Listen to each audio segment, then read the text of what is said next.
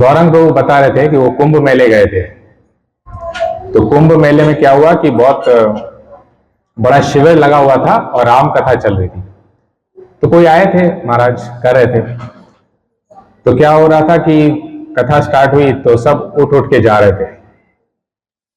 तो महाराज जी डिस्टर्ब हो रहे थे, क्या हो रहा है, मतलब मैं कथा कर रहा हूं राम की और सब उठ उठ के जा रहे हैं।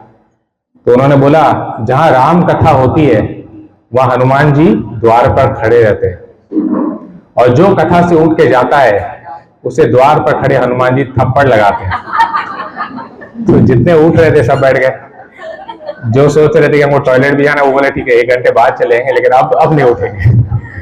तो उनका स्टाइल वो बता रहे थे ऐसे, तो सब बैठ गए कथा सुनने। तो भगवान की कथा में थोड़ा सा अपने को टाइम लेके करना चाहिए। जैसे हम लोग, बिकॉज राम कथा इज वेरी स्पेशल। मैं शास्त्र पढ़ रहा था, राम की कथा सुनने से बहुत जन्मों के पाप कट जाते हैं। तो we should be very serious and receptive, मतलब सुनना चाहिए कथा को।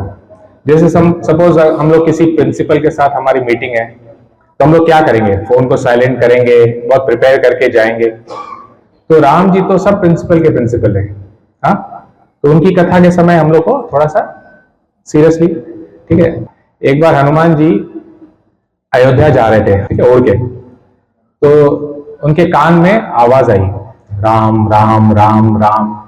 तो हनुमान जी तो जहां राम का नाम सुनते हैं वो अट्रैक्ट हो जाते हैं। तो उन्होंने देखा कि ऊपर से कि कहां से आवाज आ रही है, तो देखा एक राजमहल है।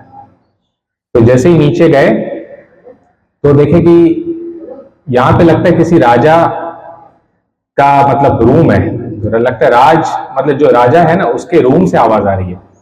तो वो अंदर गए, वो कक्ष बोलते हैं, उधर गए तो देखे कि हाँ आवाज तो यहीं से आ रही है, लेकिन राजा दिख नहीं रहे। फिर थोड़ा इधर उधर देखा तो देखा कि एक उनका वॉशरूम, बाथरूम, वहां से आवाज आ रही है।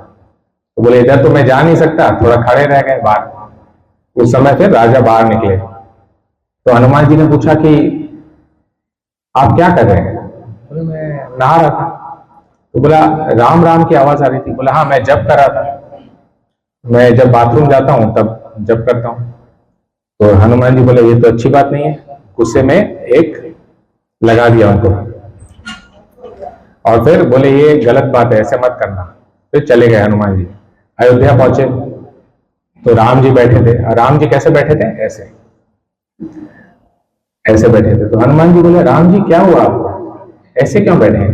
तो राम जी ने हाथ हटाया तो देखा वो पंजे का निशान। तो हनुमान जी बोले किसकी हिम्मत, आपको ऐसे किसने किया, मैं उसके हाथ काट दूंगा, उसको जला दूंगा। तो राम जी बोले तुमने किया। हनुमान जी ऐसे बोले कि समझ गए कुछ तो मैंने किया ही गड़बड़ है। पर तुमने मेरे भक्त को कैसे मारा, वो तो मेरा नाम ले रहा था। मेरा नाम इतना शुद्ध है, कहीं पे अगर मूत्र भी पड़ा है तो सूर्य उसको खींच लेता है और पवित्र हो जाती है जगह। तो बोले सूर्य एक देवता है, वो सबको पवित्र कर देता है, तो मैं तो भगवान हूं, क्या मेरा नाम हर चीज को पवित्र नहीं कर सकता?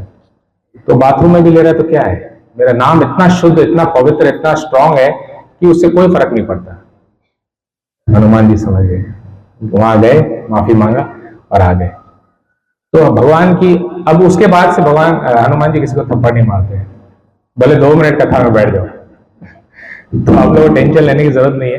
कोई अगर कथा से उठ के भी जाए तो 2 मिनट भी कथा सुन ले तो काफी जन्मों के बोलते हैं पाप कट जाते हैं। और एक बार अगर राम का नाम ले लिया, एक बार लीजिए राम बोलते हैं, एक राम का नाम विष्णु सहस्त्र नाम के बराबर है।